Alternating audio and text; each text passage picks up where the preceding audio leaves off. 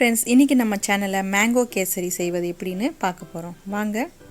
First வந்துட்டு ஒரு மாம்பழத்தை வாஷ் பண்ணி இந்த தோலெல்லாம் நீக்கிடுங்க. இந்த மாதிரி தோல் சீவுறதில் நீங்கள் எடுத்தாலே அந்த தோலெலாம் ஈஸியாக வந்துடும். இங்கே பாருங்கள், நான் செய்கிறேன் இல்லையா, அதே மாதிரி நீங்கள் அந்த தோலெலாம் எடுத்துட்டிங்கன்னா பழத்தை வந்து கட் பண்ணி நம்ம மிக்ஸி ஜாரில் போட்டுக்கலாம். ஸோ இப்போ எல்லாத்தையும் தோலெலாம் எடுத்தாச்சு. இந்த பழத்தை வந்து இந்த மாதிரி குட்டி குட்டியாக கட் பண்ணி மிக்ஸி ஜாரில் மாற்றிக்கோங்க. இந்த மாதிரி சின்ன மிக்ஸி எடுத்தால் போதுங்க, ஏன்னா ஒரே ஒரு பழம் தான் இல்லையா, அதுக்காக. இதை வந்து நீங்கள் நல்லா நைஸாக அரைச்சிக்கோங்க. ஸோ இது ரெடி ஆகிடுச்சு. அதுக்கப்புறமா நம்ம ஒரு பேனில் நெய்யெல்லாம் எதுவும் சேர்க்காமல் வெறும் ரவையை வறுத்துக்கோங்க.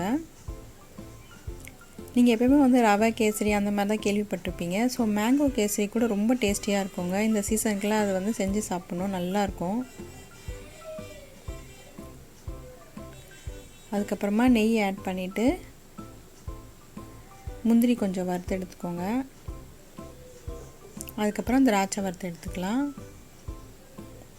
எல்லாமே நீங்கள் ஸ்லோவில் வச்சே பண்ணுங்கள் அதெல்லாம். ஸோ திராட்சையும் வறுத்து எடுத்தாச்சு நம்ம.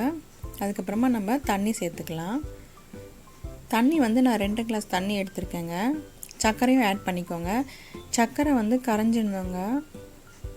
அதுக்கப்புறமா நம்ம வந்து தண்ணி கொதித்த பிறகு ரவையை சேர்த்துக்கலாம். ஸோ சர்க்கரை கரைஞ்சிடுச்சு. இப்போ தண்ணி வந்து கொஞ்சம் கொதிக்கணும்.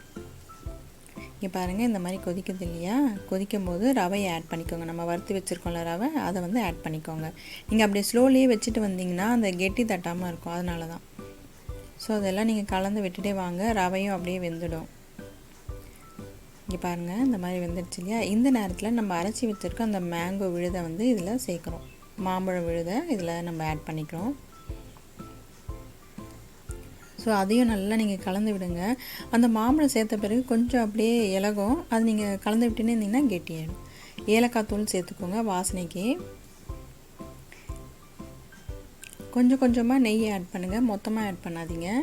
நெய் ஆட் பண்ணிட்டு நீங்கள் கலந்து விட்டுட்டே இருங்க. மறுபடியும் கொஞ்சம் நெய் சேர்க்குறேன்னா,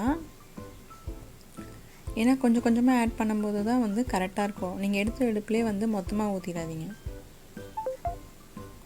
ஸோ பாருங்கள், அப்படியே கலந்து விட்டுட்டே வரோம் நம்ம. சூப்பராக இருக்குது. இப்போது ரெடி ஆகிடுச்சு. அந்த முந்திரி திராட்சையெல்லாம் நம்ம அதில் ஆட் பண்ணிடலாம். இன்னும் கூட கொஞ்சம் ஒரு ஸ்பூன் நெய் சேர்த்துட்டு அதை கலந்து விட்டுக்கோங்க. சூப்பராக இருக்குது பாருங்கள். சூப்பரான மேங்கோ கேசரி ரெடி.